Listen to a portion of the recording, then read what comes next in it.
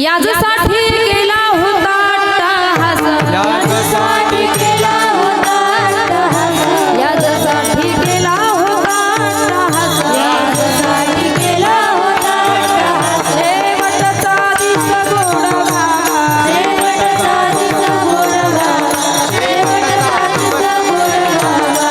आता निश्चिंतीने पावलो विसावा, आता निश्चिंतीने पावलो विसावा, आता निश्चिंतीने पावलो विसावा, आता निश्चिंतीने पावलो विसावा. कुंडलिया धावा कृष्णचिया, कुंडलिया धावा कृष्णचिया, कुंडलिया धावा कृष्णचिया. आवा तुका वाटे झाल्या वेतात, आवा तुका वाटे झाल्या वेतात, आवा तुका वाटे झाल्या वेतात, तुका वाटे झाल्या वेतात. नाम मंगलाचे तेने गुणे, नाम मंगलाचे तेने गुणे, नाम मंगलाचे तेने गुणे. आता निश्चिंतीने पावलो विसावा, आता निश्चिंतीने पावलो विसावा, आता निश्चिंतीने पावलो विसावा, आता निश्चिंतीने पावलो विसावा. कुंडलिया धावा कृष्णचिया, कुंडलिया धावा कृष्णचिया, कुंडलिया धावा कृष्णचिया.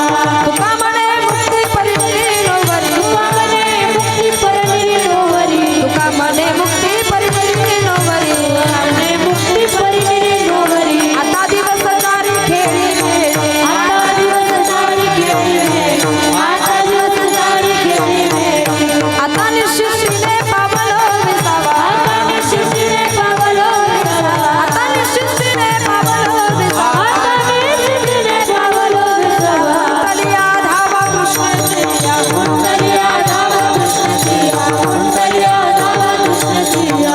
विठोबा रखुमाई, विठोबा रखुमाई, विठोबा रखुमाई, विठोबा रखुमाई, विठोबा रखुमाई, विठोबा रखुमाई, विठोबा रखुमाई, विठोबा रखुमाई, विठोबा रखुमाई, विठोबा रखुमाई, विठोबा रखुमाई, विठोबा रखुमाई, विठोबा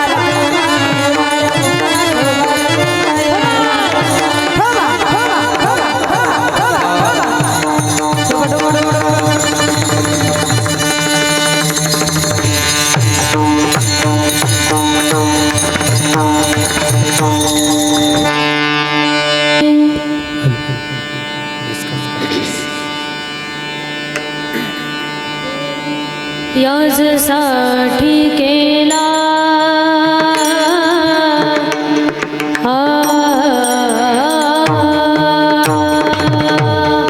याजसाठी केला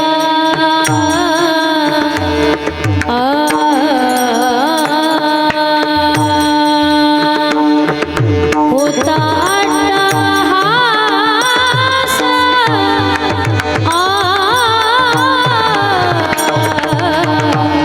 याजसाठी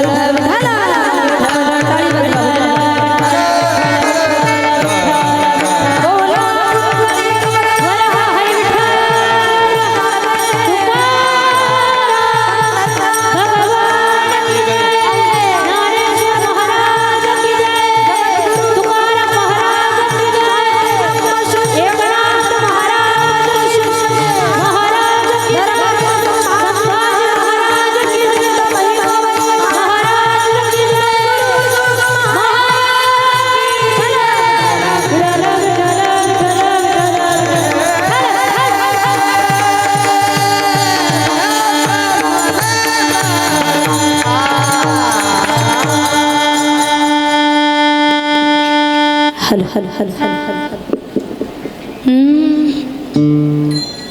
याजसाठी केला होता टहास, याजसाठी केला होता टहास, शेवटचा दिस गोड भावा आता निश्चिंतीने पावलो विसावा, खुंटली या धावा तृष्णेची या, कवतूक वाटे झाली त्या वेचाचे, नाम मंगलाचे तेने गुणे, आता निश्चिंतीने पावलो विसावा, खुंटली या धावा तृष्णेची या, तुका म्हणे मुक्ती परिणिली रोवरी, आता दिवस चारी खेळी मिळी, आता निश्चिंतीने पावलो विसावा, खुंटली या धावा तृष्णेची या, विठ्ठल विठ्ठल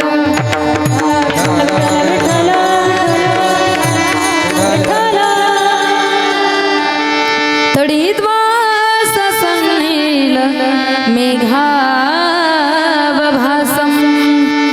रमा मंदिरं सुंदरं चित्प्रकाशं, वरं दृष्टिकायां समान्यस्तपादं, परब्रह्मलिङ्गं भजे पाण्डुरङ्गं, पांडुरंग करू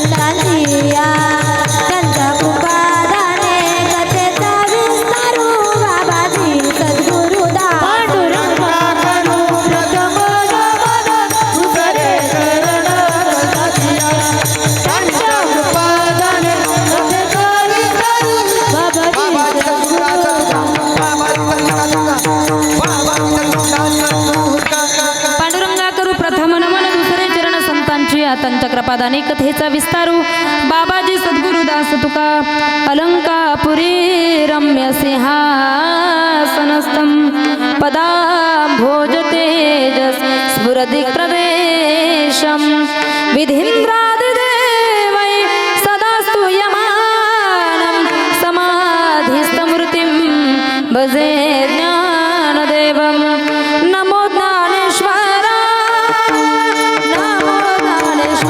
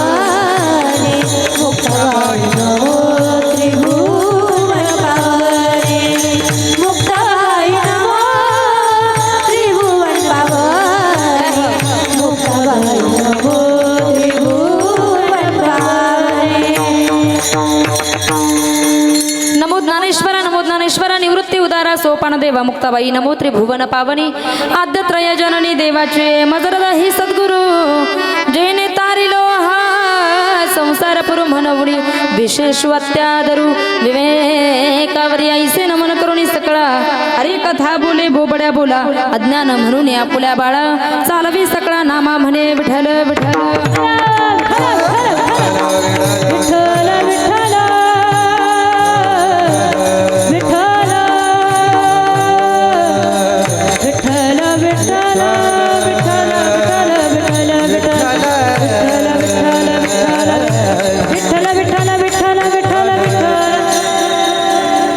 याजसाठी केला होता टहास शेवटचा दिस गोड भावा आता निश्चिंतीने पावलं विसावा खुंटली या धावा तृष्णेची या प्रस्तुत प्राप्त स्थळी प्राप्त प्रसंगी कीर्तन रूपी सेवेकरिता निवडलेला भंग जगद्गुरु जगतवंदनीय वैराग्याचे मूर्तिमंत पुतळे संतर दही सम्राट श्रीमंत श्री जगद्गुरु तुकोबरा यांचा गोड असा सुंदर असा 4 चरणांनी सजलेला आणि जगद्गुरु तुकोबरांच्या गाथामध्ये जे अनेक प्रकरणं आहेत त्या अनेक प्रकरणापैकी अद्वैतपर प्रकरणातील अभंग कैलासवासी स्वर्गवासी रामचंद्र बाबा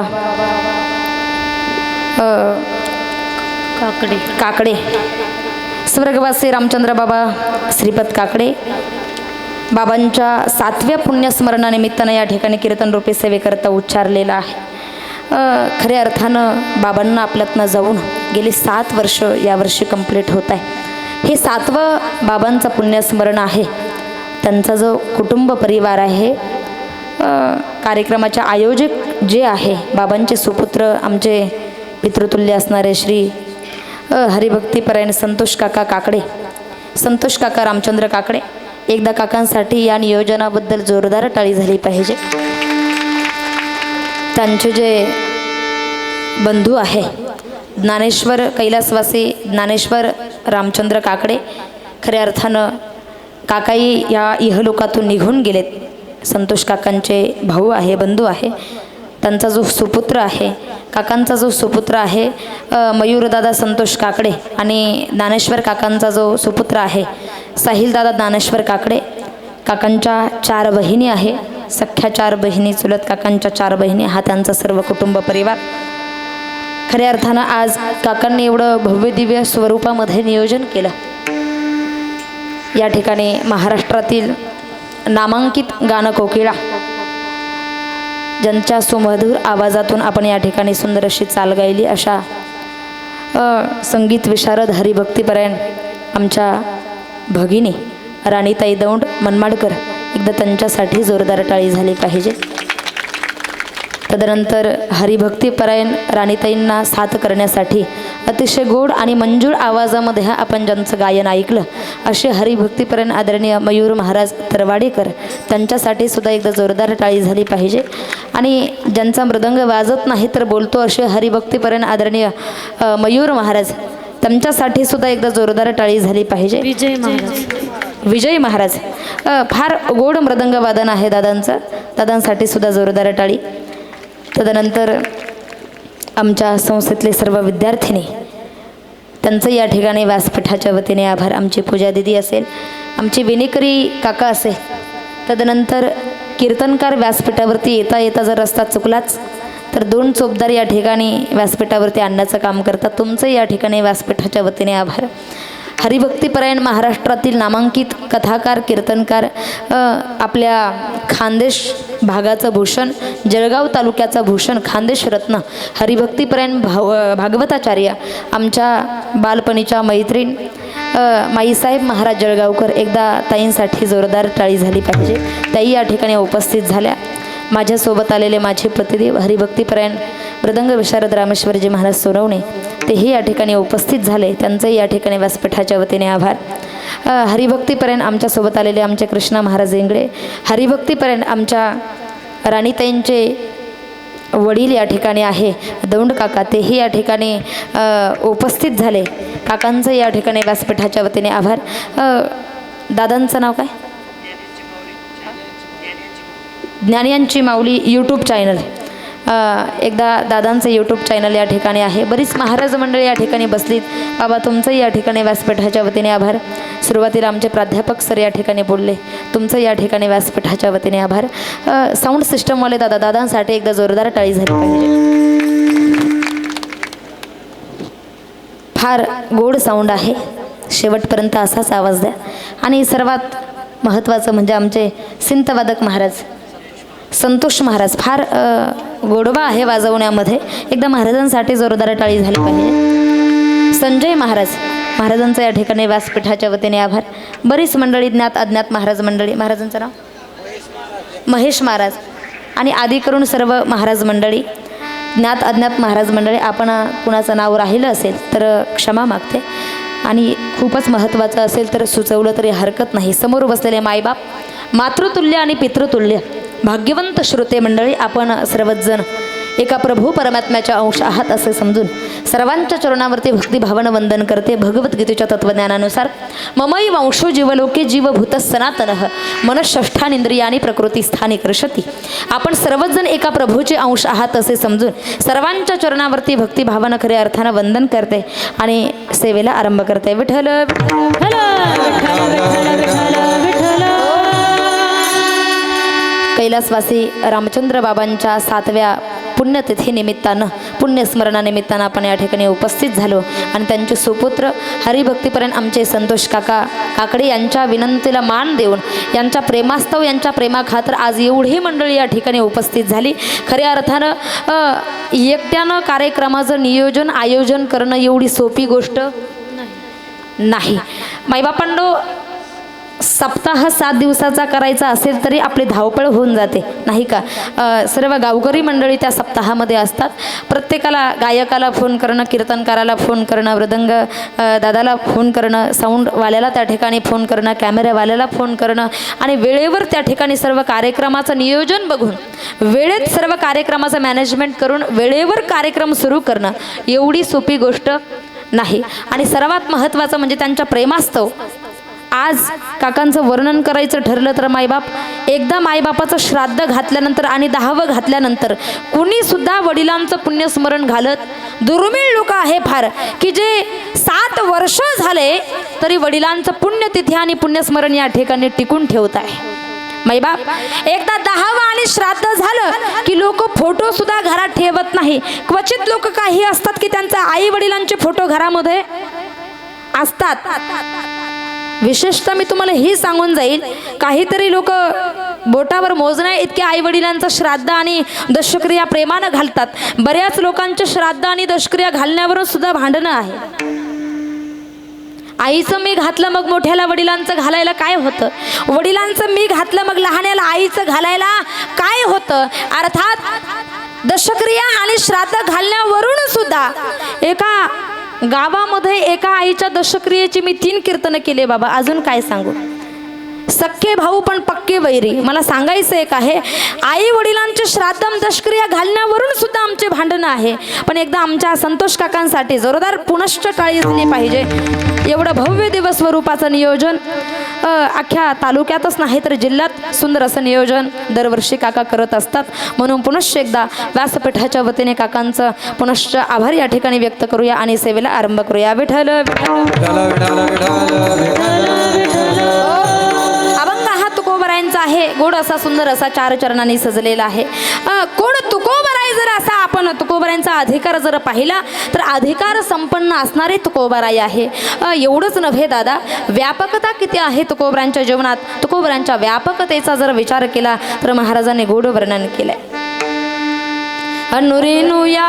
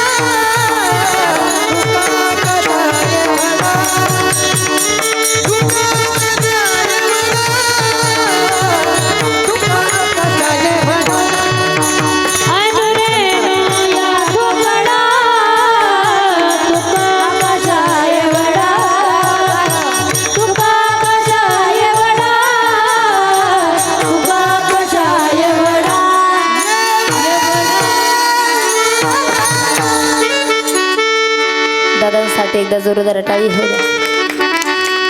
अनुरेनु या थोकडा तुका आकाशा एवढा. तुकोबरांची व्यापकता किती आहे दादा. अनुरेणूपेक्षा महान जगद्गुरु तुकोबराय आहे. मला असं वाटतं तुकोबराय आकाशा एवढे हे नाही, मग आकाश सुद्धा ज्यांच्या उंची पुढे ठेंगणं आहे ते तुकोबराय. एवढी मोठी व्यापकता तुकोबरांच्या जीवनामध्ये असताना सुद्धा तुकोबराय देवाकडे मागत असताना काय मागतात. लहानपण देगा देवा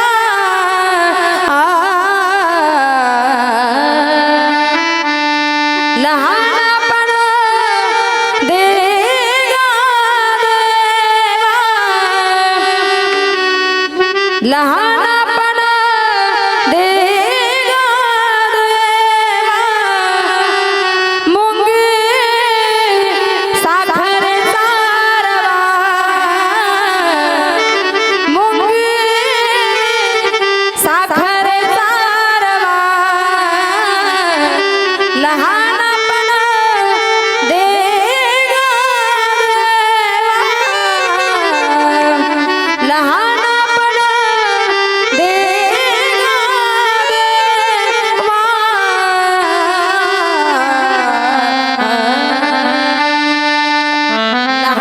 देवा देवा मुंगी साखरेचा रवा ऐरावत रत्न थोर त्यासी अंकुशाचा मार जया अंगी मोठेपण तया यातना कठीण.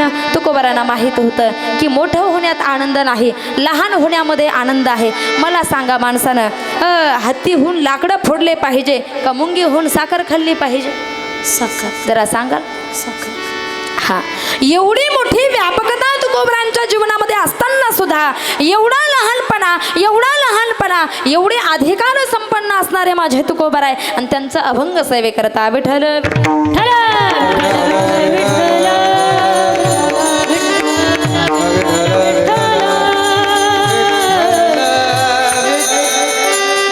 प्रस्तुत अभंगामध्ये तुकोबराय दुर्लभातला दुर्लभ असणारा मानवी नरदेह, त्या दुर्लभ मानवी नरदेहाचं वर्णन करतात.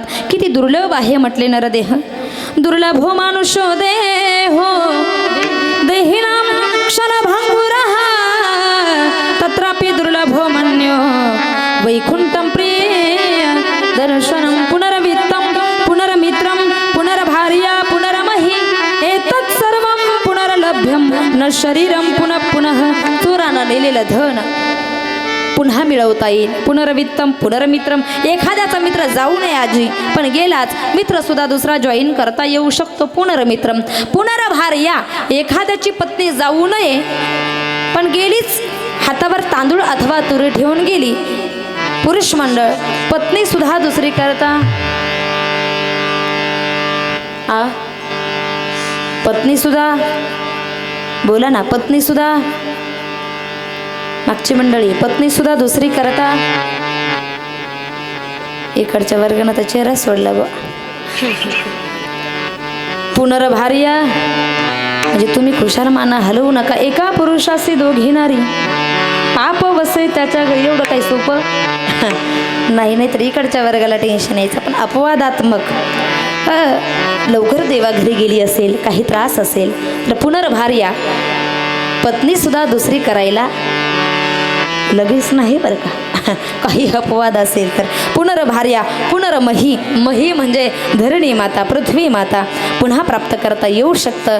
परंतु एकदा गेलेला मानवी नरदेह सहजासहजी पुन्हा प्राप्त होत नाही. जगाच्या बाजारी सर्व काही मिळे, परी हा दुर्लभ नरदेह सगळं काही पुन्हा प्राप्त होऊ शकतं. पण एकदा गेलेला मानवी नरदेह सहजासहजी पुन्हा प्राप्त होत नाही. विठ्ठल विठ्ठल. म्हणून मायबाप जो या मृत्यूलोकामध्ये आलाय त्याला मरावं लागणार आहे. जो खाटेवर आला ना, खाटेवर, खाट समजते का तुम्हाला? खाट खाट खाट तुमच्याकडे काय म्हणतात त्याला? हा म्हणजे तुमचं आमचं सारखं आहे. आमच्याकडे मेल्यानंतर माणसं जाळतात, तुमच्याकडे जीव गेल्यावर. तुमचं आमचं सारखं आहे. जो खाटीवर आला ना, खाट खाट बाज बाज, जो खाटीवर आला त्याला ताठेवर म्हणजे तिरडीवरती जायचं आहे. जन्माला आल्यापूर्वी ज्याचा बेंड बाजा वाजला, नगारे काय, डीजे काय, पेढे काय, लाडू काय, ज्याचा बेंड बाजा वाजला त्याचा मेल्यानंतर तुमच्या सहित माझ्या सहित बेंड बाजा बोंबल बाजा वाजणार आहे. हे कदापि कोणी विसरायचं नाही. जन्माला आल्यापूर्वी ज्याचे पेढे खाल्ले ना, पेढे पेढे, मुलगा झाला तर पेढे आणि मुलगी झाली तर तुमच्याकडे काय असतं? जिलेबी. म्हणजे सारखं आहे. मुलगी झाली तर जिलेबी नाही का. ज्याचे पेढे खाल्ली, जिलेबी खाल्ली, मेल्यानंतर त्याची दशक्रियेला म्हणा, श्राद्धाला म्हणा, 13व्याला म्हणा, पुण्यस्मरणाला म्हणा, बुंदी, गुलाबजाम, बर्फी, बासुंदी काहीतरी खायचंय तुमच्या सहित माझ्या सहित. क्या भरोसा है इस जिंदगी का, क्या भरोसा है इस जिंदगी का, क्या भरोसा है इस जिंदगी का, क्या भरोसा है इस जिंदगी का. साथ देते नहीं, साथ देते नहीं, साथ देते नहीं किसी का, क्या भरोसा है इस जिंदगी का, क्या भरोसा है इस जिंदगी का, क्या भरोसा है इस जिंदगी का. शम्मा बुझ जाएगी जलते जलते, शम्मा बुझ जाएगी जलते जलते, सांस रुक जाएगी चलते चलते, सांस रुक जाएगी जलते जलते, दम निकल जाएगा, दम निकल जाएगा रोशनी का, क्या भरोसा है इस जिंदगी का, क्या भरोसा है इस जिंदगी का, क्या भरोसा है इस जिंदगी का. साथ देते नहीं, किसी का साथ देते नहीं, साथ देते नहीं, साथ देते नहीं किसी का, क्या भरोसा है इस जिंदगी का, क्या भरोसा है इस जिंदगी का, क्या भरोसा है इस जिंदगी का.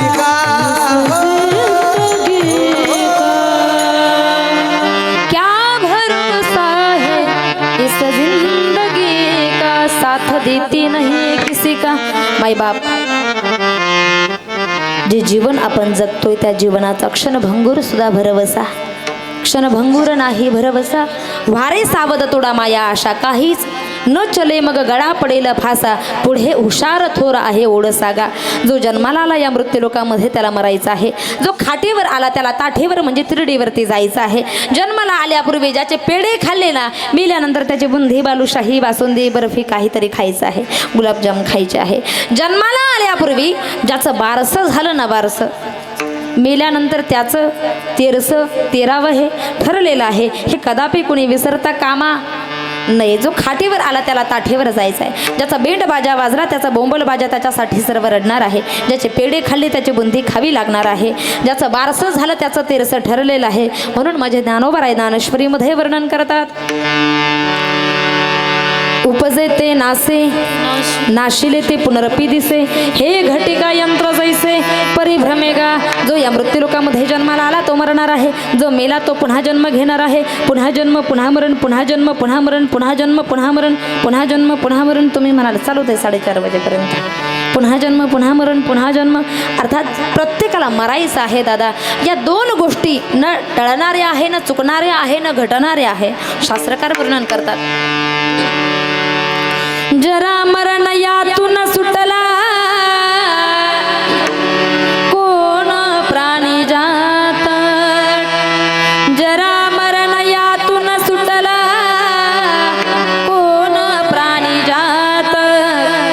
दुःख मुक्त जगला कारे कुणी जीवनात. वर्तमान ते चाले मार्ग रेषयाचा. पराधीन आहे जगते पुत्र मानवाचा. दोष ना कुणाचा. दोन ओंडक्याची होते सागरात भेट. एक लाट तोडी दोघा पुन्हा नाही गाठ. क्षणिक देवी आहे बाळा मेळ मानसाचा. पराधीन आहे जगते पुत्र मानवाचा. दोष ना कुणाचा. प्रत्येकाला मरायचं आहे. दोन ओंडक्याची होते सागरात भेट. तुकोबऱ्यांच्या गाथ्यातला पुरावा देईल मी तुम्हाला या प्रमाणाला. एखाद्या नदीला पूर आल्यानंतर, महाभयंकर पूर आल्यानंतर अनेक ठिकाणची लाकडं त्या पुरामध्ये महाराज एकत्र वाहत येतात. चष्म्यावाल्या मावशी येताना कशी येतात? तुमच्याकडे येतो का नदीला पूर? उदाहरण लक्ष देऊ नाही का? एखाद्या नदीला महाभयंकर पूर आल्यानंतर अनेक ठिकाणची लाकडं येताना वाहत येतात. परत एखाद्या मोठ्या खडकाच्या ठिकाणी आदळले की परत बाजूला होतात.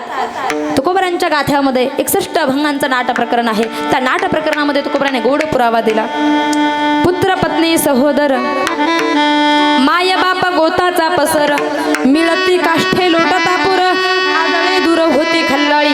पुत्र पत्नी सहोदर माय बाप गोताचा पसर. मिळती काष्ठे, काष्ठ म्हणजे लाकूड.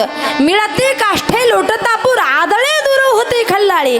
येताना लाकडं येताना एकत्र वाहत येतात, पण मोठ्या खडकाच्या ठिकाणी आदळले की परत बाजूला होतात. अगदी त्याच प्रकारे पूर्वजन्मीच्या प्रारब्ध संबंधानं तुम्ही आम्ही फक्त एका जन्मापुरते एकत्र आलेलो आहे. फक्त एका जन्मापुरते. कोण आईच्या नात्यानं आहे, कोणी वडिलांच्या नात्यानं आहे, कोण पतीच्या नात्यानं आहे, कोण पत्नीच्या नात्यानं आहे, कोण पुत्राच्या नात्यानं आहे, कोण सुनेच्या नात्यानं आहे, कोण नातवंडाच्या नात्यानं आहे. हे फक्त आपलं एका जन्मापुरतं, बोला एका जन्मापुरतं नातं आहे. मागच्या जन्मीच्या पूर्व प्रारब्ध संबंधानं हा जन्म सोडला की पुढच्या जन्मात आपला काही संबंध नाही दादा. आणि म्हणून आलाय ना या मृत्यू लोकामध्ये. आपुली आपण करा सोडवण, संसार बंधन तोडावगी. आला या मृत्यू लोकामध्ये ना मरण डोळ्यासमोर ठेवा. दोन गोष्टीला डोळ्यासमोर ठेवा. दोन गोष्टी सांगेन मी तुम्हाला. पहिलं आहे मरण आणि दुसरा आहे तो म्हणजे परमेश्वर. या दोन गोष्टीला विसरायचं नाही माईबाप. आपण सगळ्या गोष्टीला विसरतो, सगळ्या गोष्टी आठवणीत ठेवतो, पण मात्र या दोन गोष्टीला विसरतो. कोणत्या दोन गोष्टी? पहिलं आहे मरण आणि दुसरं आहे परमेश्वर. मला असं वाटतं आपण जरी मरणाला विसरलात तर मरणाच्या खात्यावर जो बसलेला आहे तो आम्हाला विसरायला तयार नाही. दृष्टांत सांगेल बघा मी तुम्हाला, सर्वांना कळेल अशा भाषेमध्ये. एक मूर्तिकार होता, सुंदर मूर्तिकार होता. जळगाव जिल्ह्यामध्ये त्याच्यासारखी माईसाहेब एवढी अप्रतिम मूर्ती कोणीच घडवत नव्हता. एवढी सुंदर मूर्ती तो घडवायचा, एवढी सुंदर त्याच्यासारखी मूर्ती संपूर्ण जिल्ह्यात कुणी घडवत नव्हता. एवढी अप्रतिम मूर्ती तो घडवायचा, पण त्याला त्याच्या मूर्ती घडवण्याचा प्रचंड अहंकार होता. माणसाच्या विनाशाला दोनच गोष्टी कारणीभूत आहे, एक म्हणजे त्याचा अहंकार आणि दुसरी म्हणजे त्याची स्तुती. एकदा माणसाची स्तुती होऊ द्या, 2-4 दिवस उमजून देणार नाही माणसाला, नाही उमजून देणार. दोनच गोष्टी विनाशाला कारण, एक म्हणजे अहंकार, दुसरी म्हणजे स्तुती. एवढी सुंदर मूर्ती तो घडवत होता, एवढी सुंदर मूर्ती घडवत होता. त्या ठिकाणी त्याचं भविष्य सांगण्यासाठी एक जिल्ह्यातलाच, जळगाव जिल्ह्यामधला ज्योतिषकार, भविष्यकार त्या ठिकाणी आला आणि तो मूर्तिकाराला म्हटला, एक सांगू का, तुमच्या सर्वांचं तुझं मरण जे आहे ना, ते आजपासून 12व्या दिवशी बरोबर राईट 12 वाजता दुपारी तुला काळ घेण्यासाठी येईल. कधी आजपासून बरोबर 12व्या दिवशी. माणूस कशाला नाही घाबरला तरी चालतो, पण तो मरणाला लई घाबरतो महाराज. सहज मी एका कीर्तनात सांगितलं, तुम्ही सगळे, गावाचं नाव काय आपल्या, वंजारी. हा, सहज मी एका कीर्तनात सांगितलं, तुम्ही सगळे वंजारीचे लोक बरोबर 8 दिवसामध्ये मरणार म्हटल्याबरोबर सर्व लोक रडायला लागले. पण एक 80-90 वर्षाच्या आईसाहेब समोर बसलेल्या होत्या. सहज प्रश्न केला, म्हटलं, त्या मोठमोठ्यानं हसायला लागल्या. म्हटलं, आईसाहेब, वंजारीचे सर्व लोक 8 दिवसात मरणार म्हटल्याबरोबर सर्व लोक रडायला लागले, आपण का हसताय? आईसाहेब म्हटल्या, ज्योतिताई, तुमची शपथ घेऊन सांगते, तुमच्या गळ्याची शपथ खाऊन सांगते. म्हटले, तुम्ही सांगितलं 8 दिवसात वंजारीचे लोक मरणार, पण खरं सांगते, मी वंजारीचे नाही म्हटले, मी धरणगावचे आहे. हा, मला सांगा, या गावचा असला काय त्या गावचा असला काय, मरणार नाही असा काही भाग आहे का? 2 सासू सुनेचे भांडण झाले आणि सासू जीव द्यायला निघाली रात्री 12 वाजता. आताची सासू सांगते, पूर्वीची नाही, आताची सासू. कारण पूर्वी सासवाच्या सासरवासाला कंटाळून, थोडा विचार करून सांगता का, मी तोपर्यंत चहा घेऊन येते. पूर्वी सुनेच्या सासरवासाला कंटाळून, सासूच्या सासरवासाला कंटाळून सुनेला, बोला, म्हणजे तुमच्याकडे तो प्रकार आहे का? जीव द्यावा लागत होता. मी आताच सांगत नाही, पूर्वीचं सांगते. पूर्वी सासूच्या सासरवासाला कंटाळून सुनेला जीव द्यावा लागत होता. नेहमी पेपरमध्ये बातमी यायची, वर्तमानपत्रात बातमी यायची, सासूच्या जाचाला कंटाळून सुनेने हुंडाबळी, आत्महत्या, कोरड्या विहिरीत जीव दिला. हे पूर्वीचं सांगते मी, आताच नाही. आता सुनेच्या जाचाला कंटाळून सासूने आत्महत्या केली. सासू आणि सुना दोघं जण निघाल्या. सासू जीव द्यायला निघाली आताची, रात्री 12 वाजता कंदील घेऊन हातामध्ये जीव द्यायला निघाली. वंजारी गावचे सरपंच पाटील रात्री 12 वाजता तिकडनं येत होते. म्हातारी, आजी कुठे निघालात? म्हटले, काही नाही, फार सुनेने त्रास दिला, जीवच देऊन टाकते. म्हटले, जगायचं नाही मला, जीव देऊन टाकते. मरायला निघालात? मग कंदील कुठे घेऊन निघाल्या? कंदील मेल्या. अरे, रस्त्यानं जाता जाता जर विंचुकाटा चावला तर काही दवाखान्यात नेशील का? चालली कुठं? बोला, चालली कुठं? मरायला निघाली ना, हातात कंदील कशाला? सर्वात जास्त भीती माणसाला मरणाची वाटते. तसा हा ज्योतिषकाराने भविष्य मूर्तिकाराचं सांगितल्यानंतर अगोदर मूर्तिकार घाबरला नाही, पण कालांतरानं घाबरला. मूर्तिकार म्हटला, ज्योतिषकारानं सांगितल्याप्रमाणे जर आपण 12व्याच दिवशी गेलो मग, आणि 12व्याच दिवशी काळ घ्यायला आला, मग त्यानं काय केलं माहीत आहे का महाराज? सुंदर मूर्ती घडवत होता, त्यानं त्याच्यासारख्या हुबेहूब 10 मूर्त्या बनवल्या. कुणी? त्या मूर्तिकारानं एवढ्या सुंदर मूर्ती बनवल्या की हुबेहूब येत किंचित सुद्धा बदल नाही. आणि या 10 मूर्तीमध्ये राणीताई तो असा मध्यभागी जाऊन उभा राहिला. कसा? या 10 मूर्त्यांच्या मध्यभागी त्या 10 मूर्ती बनवलेल्या अशा व्यासपीठावरती उभ्या करून ठेवल्या. आणि उभ्या करून ठेवल्याबरोबर हा 10 मूर्त्यांच्या मध्ये जाऊन उभा राहिला. आणि त्याच्याकडे महाराज अजून एक लीला होती. काय लीला होती? त्याच्याकडे प्राणायामाची लीला होती. त्यानं त्याच्या प्राणायामाच्या लीलेच्या आधारे त्यानं त्याचे श्वास रोखून धरले. आणि श्वास रोखून धरल्याबरोबर आता मूर्तीत त्याच्यात काही फरक राहिला? हालचाल सुद्धा नाही, यात किंचित बदल नाही. त्यानं प्राणायामाच्या द्वारे त्याचे श्वास रोखून धरले. आणि श्वास रोखून धरल्याबरोबर मयूर दादा केलं काय माहित आहे का? बरोबर राईट 12व्या दिवशी दुपारी 12 वाजता काळ घेण्यासाठी आला आणि काळ घेण्यासाठी आल्याबरोबर काळानं विचार केला आपल्याला उचलायचं एकच गिराहिक आहे, इथं उभे किती? झोपले नाही तुम्ही? किती लोक झोपले? हात वरती करा. टाळी वाजवा आजीसाठी. यम विचार करतोय, काळ विचार करतोय आपल्याला तर उचलायचं एकच गिराईक आहे, इथं उभे किती? 11 उभे. पण मी नेहमी सांगते आपण जर 1 पट हुशार असेल ना तर तो 10 पट हुशार आहे आपल्यापेक्षा, 10 पट हुशार आहे. काळ बरोबर 12व्या दिवशी दुपारी 12 वाजता काळ घेण्यासाठी आला आणि काळ घेण्यासाठी आल्याबरोबर काळाचं डोकं बंद पडलं पण त्यानं डोकं लढवलं. काय डोकं लढवलं? त्यानं एक युक्ती उच्चारली, त्या ठिकाणी युक्तीचा वापर केला.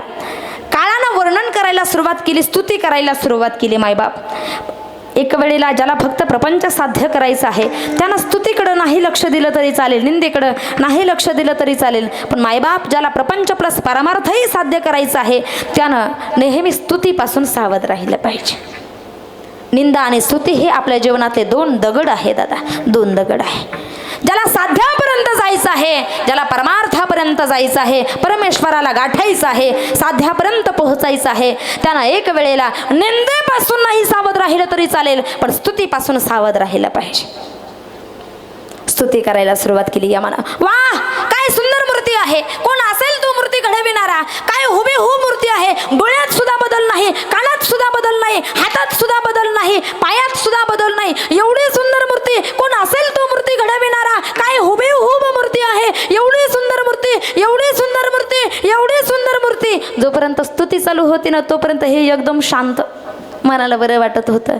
जोपर्यंत फुलांचे हार गळ्यात पडत होते तोपर्यंत एकदम बरं वाटत होतं. स्तुती चालू होती तोपर्यंत त्याला एकदम छान वाटत होतं. आणि मायबाप एवढी सुंदर मूर्ती, एवढी सुंदर मूर्ती, एवढी सुंदर मूर्ती बनवली पण शेवटी एक चूक आहेच.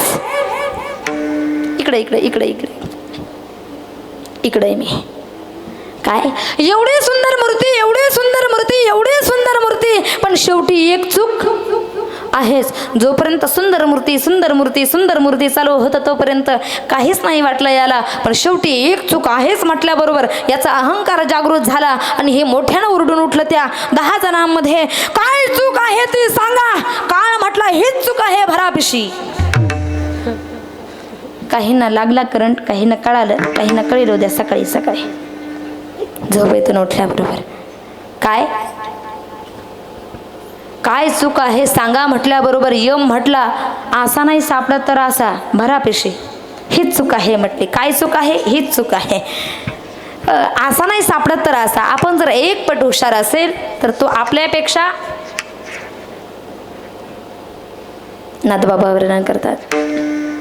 घडोघडी काळ घडोघडी घडोघडी काळ वाट याची पाहे, घडोघडी काळ घडोघडी घडोघडी काळ वाट याची पाहे, घडोघडी काळ घडोघडी घडोघडी काळ वाट याची पाहे, घडोघडी काळ घडोघडी घडोघडी काळ वाट याची पाहे, घडोघडी काळ घडोघडी घडोघडी काळ वाट याची पाहे, घडोघडी काळ घडोघडी घडोघडी काळ वाट याची पाहे,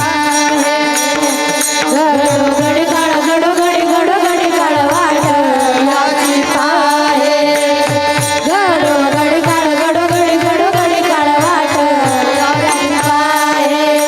अजून किती आहे अवकाश, अजून किती आहे अवकाश, अजून किती आहे अवकाश,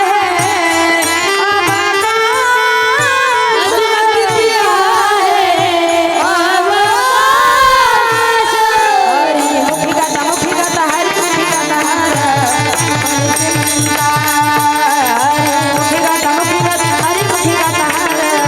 हरी चिंता, हरी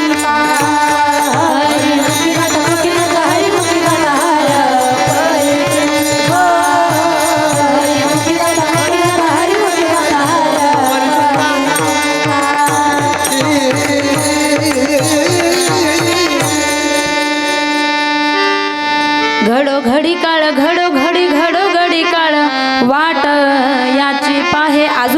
आहे अवकाश.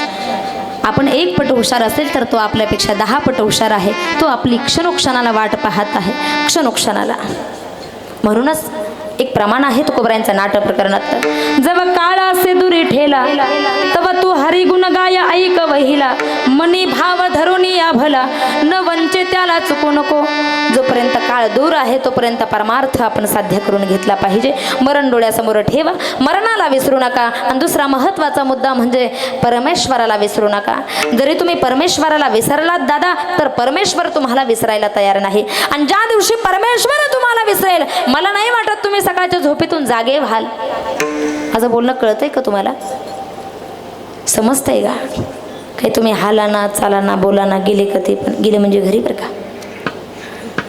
समजतंय ना माझं बोलणं? आपण जरी परमेश्वराला विसरलो तरी तो आपल्याला विसरायला तयार नाही. ज्या दिवशी तो आपल्याला विसरेल त्या अर्थी आपण सकाळच्या झोपेतून उठलेलो नसेल, लई तर लई उशिरा उठण्याची सवय असेल तर लोक आपली 9 वाजेपर्यंत बाबा वाट पाहतील महाराज. 9:15ला आमच्या नाकाला कापूस लावतील, 9:30 पर्यंत पाहुणे येण्याची वाट पाहतील आणि 10ला आम्हाला घराबाहेर काढतील. कधी बोला?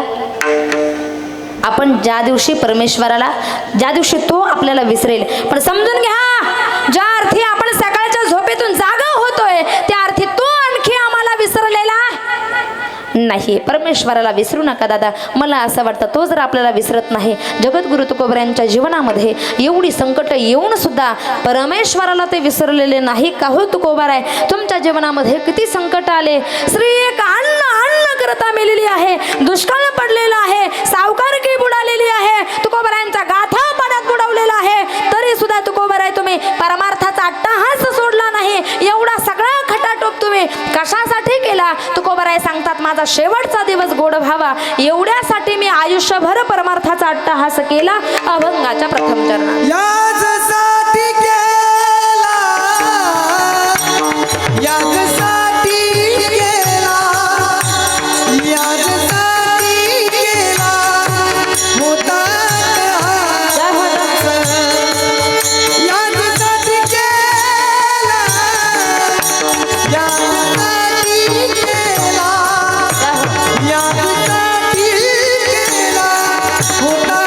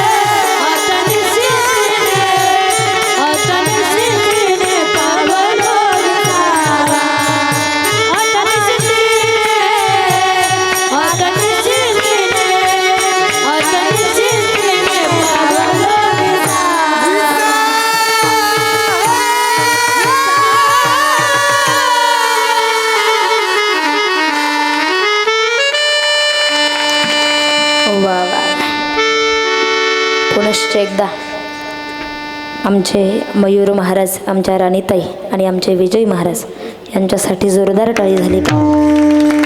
जेवण केल्यासारखी, याला जोरदार नाही म्हणत, जरा जरा जरा कणखर आवाजामध्ये. कमीत कमी तुम्ही टाळी वाजवण्याचं तर काम करा. कमीत कमी झोपलेला शेजारचा तरी जागा होईल तुमच्या टाळीना. फार गोड माहोल आहे, सुंदर माहोल, अतिशय अप्रतिम या ठिकाणी सुंदर अशी साथ आहे. दादा एक टाळी आमच्या बालगोपाळांसाठी वाजवा. आमचे संतवादक महाराज असेल, हे सुंदर अशी पावली घेतात. मुलं आणि मुली, एवढं सोपं नाही बरं का. या वयातल्या लेकरांना कोणासोबत कसं बोलावं हे सुद्धा कळत नाही. मी विनोदानं सांगत असते, एका कीर्तनामध्ये, कालच कीर्तन होतं माझं, कीर्तनाला जात असताना मेन रोड सोडून असा मध्ये जरा पांधीचा रोड होता, पांधीचा, आणि त्या रस्त्याला जात असताना काल्याचं कीर्तन होतं. त्या ठिकाणी एक गाय आणि वासरू विजय महाराज असं मध्ये बांधलेलं होतं, आणि मी सहज, एक बाळ त्या ठिकाणी उभं होतं. म्हटलं, बाळा, अरे कुणाचं आहे रे ते गाय आणि वासरू, घे ना जरा बाजूला. त्यानं बाजूला तर नाही घेतलं, पण 2 मिनिट कमरावर हात ठेवून माझ्याकडे टुळूटुळूच पाहत राहिलं. मी म्हटलं, अरे असा टुळूटुळू काय पाहतो, जरा घे ना ते गाय आणि वासरू बाजूला, कुणाचं आहे रे हे गाय आणि वासरू. ते म्हटलं, ज्योतिताई, गाय कुणाची आहे काय माहीत नाही बुवा म्हटले, पण वासरू माहीत आहे कोणाचं. म्हटलं, कुणाचं आहे हे वासरू. ते म्हटले, त्या गाईच आहे. मी म्हटलं, लईच वाढवा बोलतो रे, लईच वाढवा बोलतो. तुझं घर कुठं आहे सांग म्हटलं. येते तुझ्या घरी सांगायला. तुझे वडील कुठं आहे, तुझं घर कुठं आहे. ते म्हटलं, ज्योतिताई, माझं घर होय, माझं घर हलव्याच्या दुकानापुढे आहे. म्हटले, हलव्याचं दुकान. मी म्हटलं, हलव्याचं दुकान कुठं आहे. ते म्हटले, माझ्या घरापुढे आहे. मी म्हटलं, दोन्ही कुठे आहे. म्हटले, दोन्ही समोरच आहे. म्हटलं, लईच वाढवा बोलतो रे, तुझ्या काही जन्मकळीचा दोष आहे काय, तुझा जन्म केव्हा झाला सांग, तुझं भविष्य पाहते. म्हणजे मी काय भविष्यकार नाही. तुझा जन्म केव्हा झाला रे. ते म्हटलं, माझा जन्म होय ताई, माझा जन्म शुक्रवारी झाला. म्हटले, शुक्रवारी. म्हटले, महाराज, माझा जन्म विचारताय, पण तुमचा जन्म सांगा ना केव्हा झाला. मी म्हटलं, माझा जन्म होय बाळा, माझा जन्म रविवारी झाला. ते म्हटलं, हट. म्हटले, महाराज असं काय खोटं बोलतं की काय. म्हटले, मी म्हटलं, अरे बाबा, रविवारीच माझा जन्म झाला. ते म्हटलं, हट, महाराज असं खोटं बोलताय, रविवारी तर सुट्टी असते. म्हटलं, यांच्या कोणी नादाला लागायचं आहे. फार गोड माहोल आहे या ठिकाणी. पुनश्च एकदा बालगोपाळांसाठी आणि आमच्या सर्व गायक मंडळींसाठी जोरदार टाळी झाली पाहिजे. यासाठी केला होता टहास, शेवटचा दिवस गोड व्हावा. तुकोबराय सांगतात, माझा शेवटचा दिवस गोड व्हावा, एवढ्यासाठी मी एवढा परमार्थाचा अट्टाहास केला. तुकोबरांच्या जीवनातले संकट किती आहे महाराज. एवढी संकट तुकोबरांच्या जीवनामध्ये, जरा लक्षपूर्वक आहे का, एवढी संकट तुकोबरांच्या जीवनामध्ये, एवढी संकट माईबाप.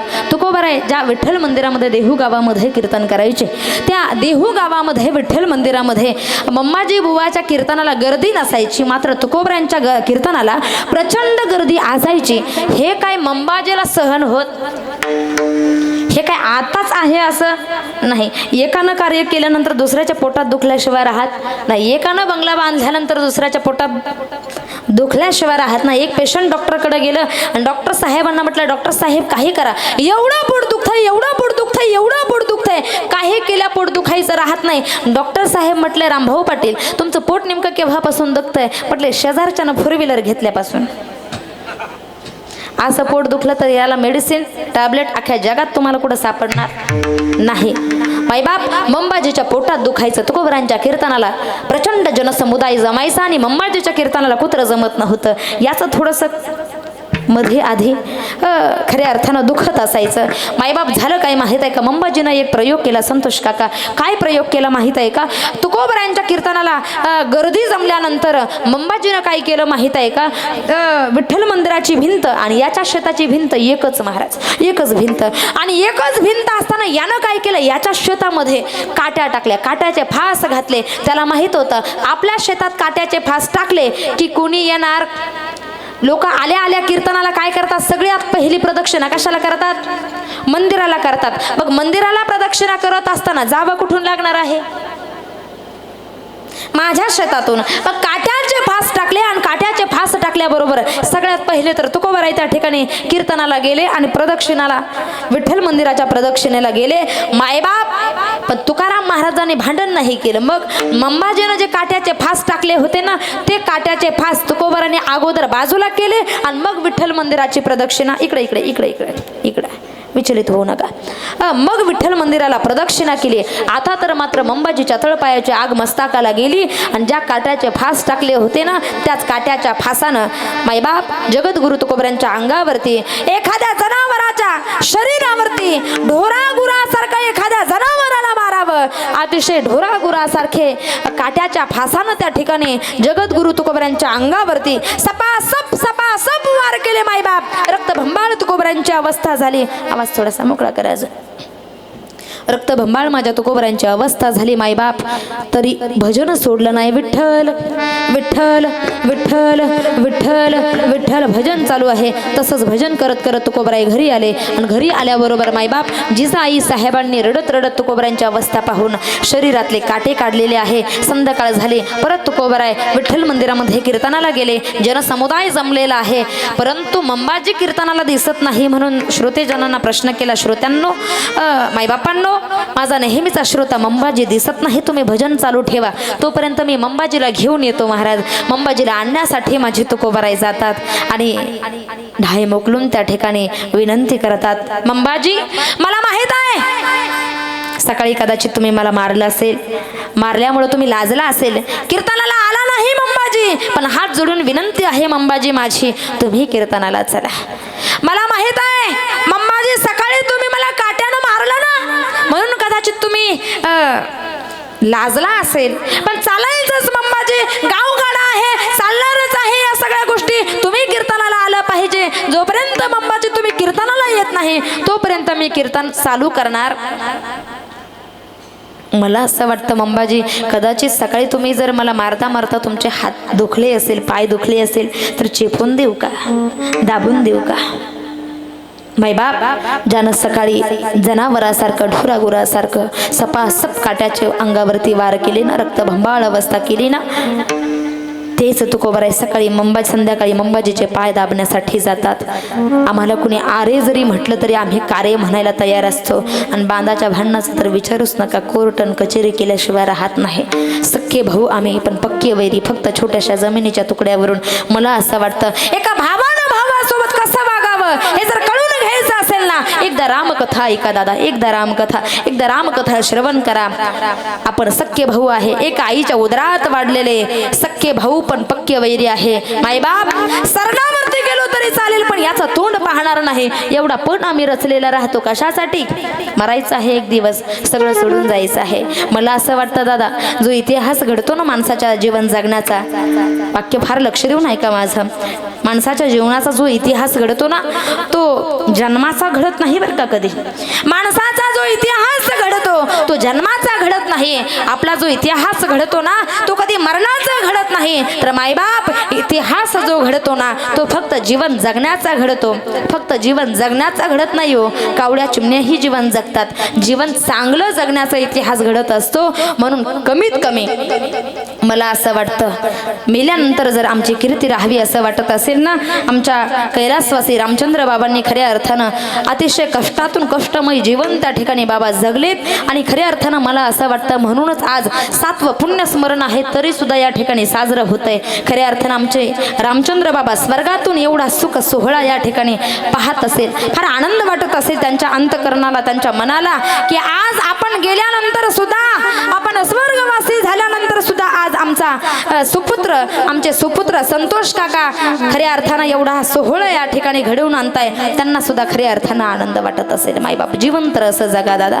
जिवंत कावळ्या चिमणेही जगतात पण आपण मेल्यानंतर आपली काहीतरी कीर्ती त्या ठिकाणी राहिली.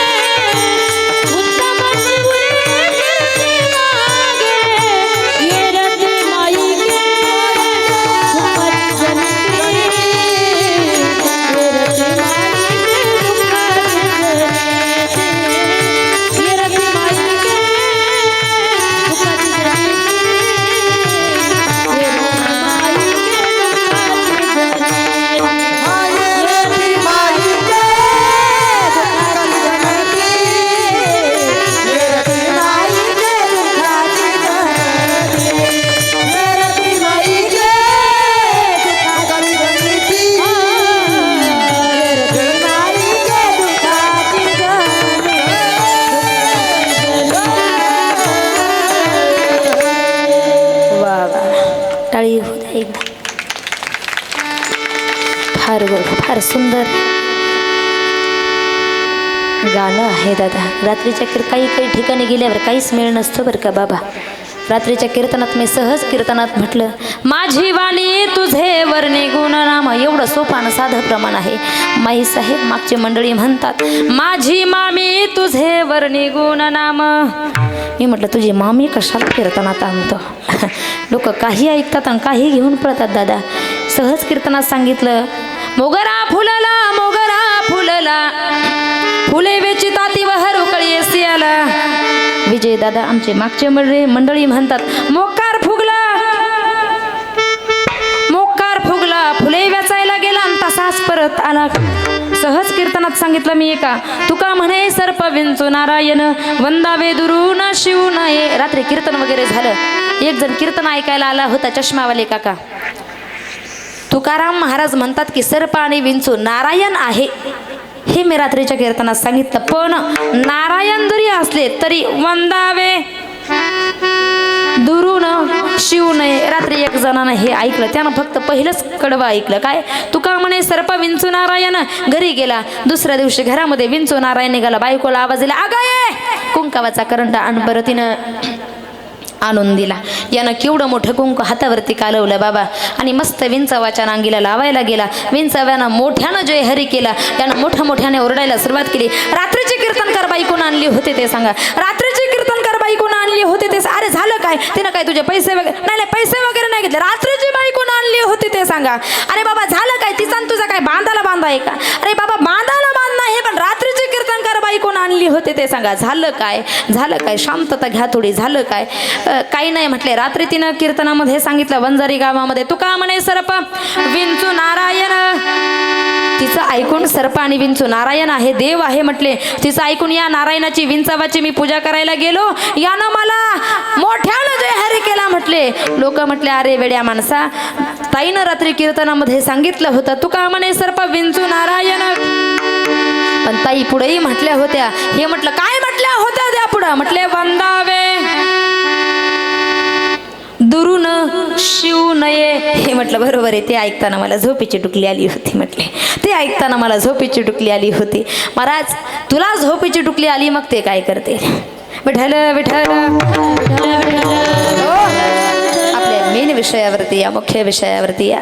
उत्तम चिवरे कीर्ती मागे तुका म्हणे एका मरणाची सरे. उत्तम चिवरे कीर्ती मागे तुकोबा आहे. एवढी उत्तम अशा प्रकारची तुमची कीर्ती पाठीमागे शिल्लक राहिली. एवढं गोड जीवन तुम्ही जगलात. तुकोबरायच्या वेळेस वैकुंठाला गेले. सगळे लोक हळहळ करत होते. हो अजून राहायला पाहिजे होते. काही लोकांची जगण्याची वाट पाहावी लागते दादा. अजून जगायला गेल्यानंतर ना आमच्या रामचंद्र बाबांसारखं असं वाटतं की नाही अजून बाबा जगायला पाहिजे होते, जगायला पाहिजे होते. एवढं गोड आणि सुंदर जीवन ते जगले, अजून जगायला पाहिजे होते. पण काही लोक जीवन असं जगतात ना दादा, असं वाटतं सगळ्या गावाला त्यांच्या मरणाची वाट पाहावी लागते. एकदाच कधी मरतन कधी. एका गावात असाच एक माणूस मेला. मेल्याबरोबर लोकांनी प्रमाण चालू केलं, भाग गेला शीन गेला. मागची मंडळी म्हणायला लागला, भाग्या गेला शीन गेला, अवगा झाला से भाग गेला शीन गेला. नाही, काहीतरी कीर्ती शिल्लक ठेवून जगा. तुकोबरांच्या जीवनामध्ये तुकोबराय एवढा अट्टहास तुम्ही कशासाठी केला? तुकोबराय म्हणता, शेवटचा दिस शेवटचा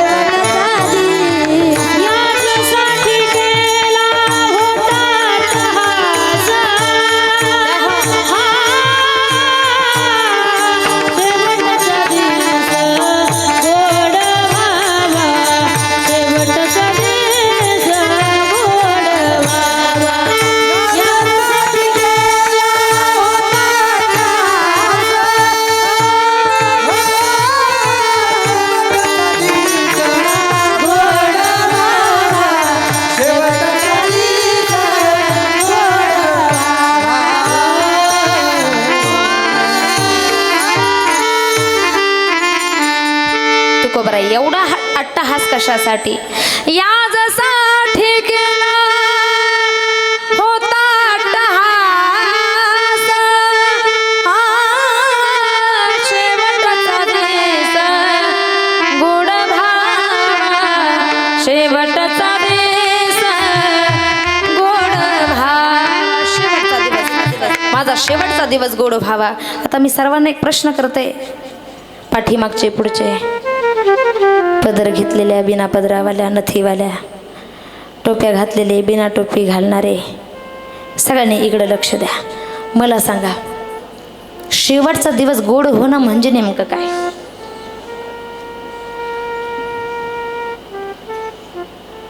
जरा विचार करून सांगतात का? तोपर्यंत चहा घेऊन येते. शेवटचा दिवस गोड होणं, काही काही म्हणतील एवढं कळलं असतं तर तुला कशाला बोलवलं असतं, तुला कशाला बोलवलं असतं. सांगते जरा ऐका.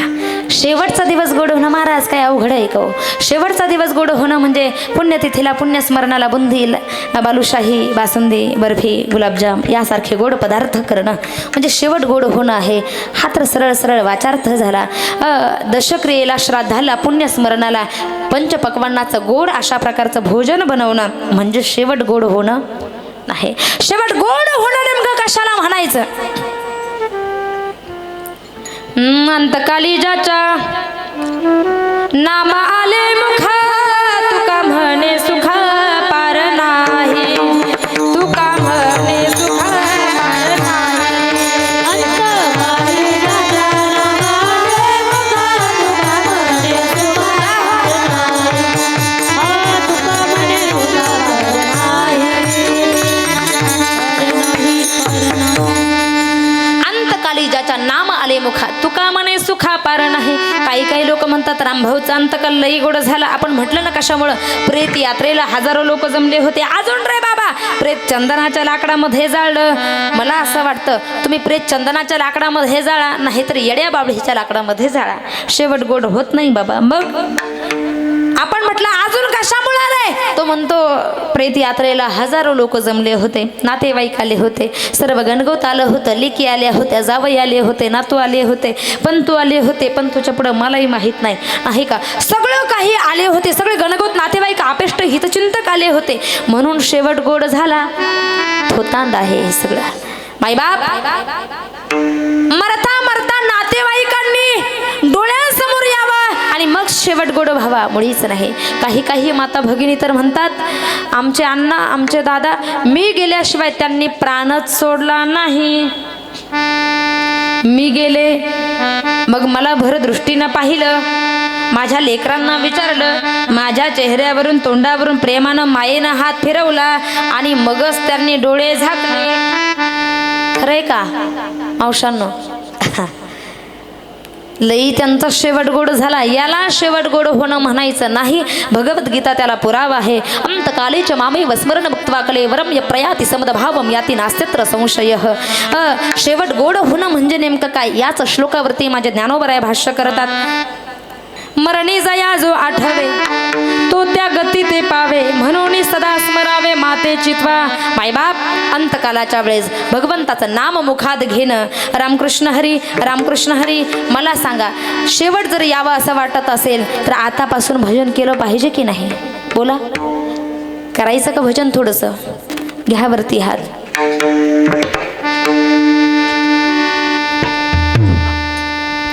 अगोदर आमच्या माता भगिनी पाठीमागे भजन करतील आणि मग पुरुष वर्ग. कुणाचा आवाज गोड आणि मंजूळ येतो बघू जरा आपण. भजन होईपर्यंत जर हात खाली केला तर त्याला शेजाऱ्याची शपथ. शेजारी आपल्या बघा नेमका कोण आहे. घ्या वरती हात. आधी महिला वर्ग सगळ्यांनी पाठीमागे म्हणायचं.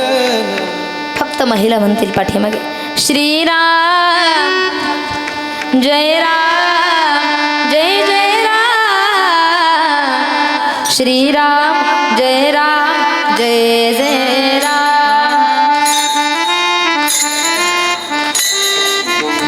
वा वा वा, अजून मोठे ना. श्रीराम जय राम जय जय राम, श्रीराम जय राम जय जय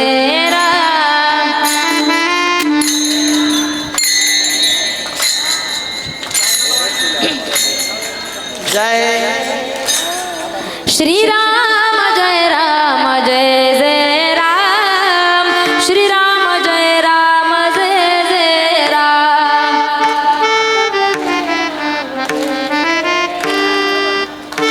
वा वा वा श्रीराम जय राम जय जय राम श्रीराम जय राम जय जय राम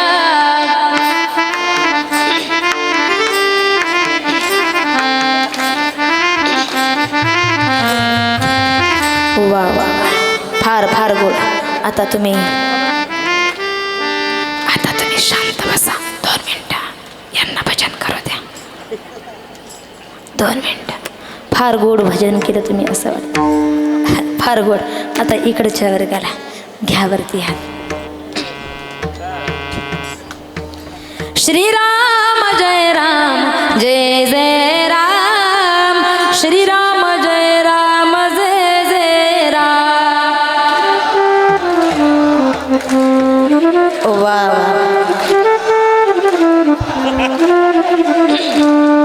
श्रीराम जय राम जय जय राम श्रीराम जय राम जय जय राम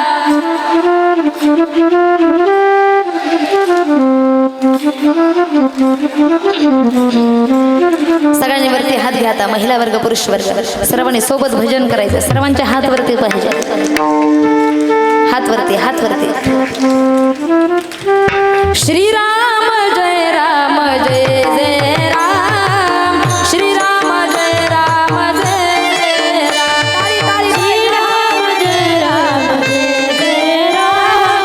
श्रीराम जय राम जय जय राम श्रीराम जय राम जय जय राम श्रीराम जय राम जय जय राम श्रीराम जय राम जय जय राम श्रीराम जय राम जय जय राम श्रीराम जय राम जय जय राम श्रीराम जय राम जय जय राम श्रीराम जय राम जय जय राम